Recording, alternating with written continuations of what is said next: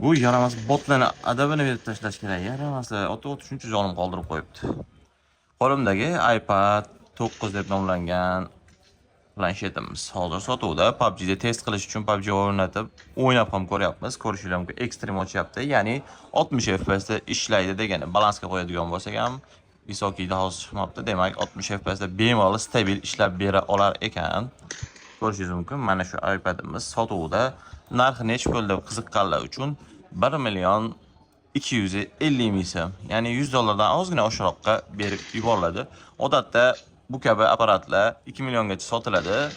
Buni arzon chiqishligining sababi ichida avvalgi egasini iCloudda qolib ketgan, parolini bilmasdan shu holatda qolib ketgan.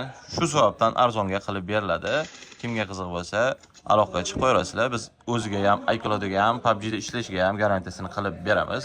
Bizning manzil Namangan shahar, Texnopark 84-do'kon. Boshqa viloyatdan turib zakaz qilmoqchi bo'lsangiz, bemalol aloqaga chiqing. Sizga BTS pochtasi orqali dostavka ham qilib yubora olamiz. Xo'p, PUBG'da qanday ishlaydi? 60 FPS da ishlaydi. Giroskoplari chotki, hech qanday bug, lag, qotishlar kuzatilmayapti. iPad rejim bemalol ko'rsangiz bo'ladi. Bir ikkita nastroykalarni qilsangiz tayyor. Nima deb o'ylaysiz? 1 million 250 ming so'mga arziydimi yoki yo'q? O'z fikringizni kommentariyada yozib qoldiring. Birinchilardan bo'lib mana shunaqa yangiliklarni o'tkazib yubormaslik uchun kanalimizga obuna bo'lib qo'yinglar. Qo'ng'iroqcha tugmasini ham bosib qo'yinglar. Bizga motivatsiya bo'lishi uchun videoga like bosib qo'ysangiz, nur ustiga a'lo nur bo'ladi. O'zimizga murojaat qila olasizlar. Albatta yetkazib beramiz. Aytgancha, korobkasi ham bor.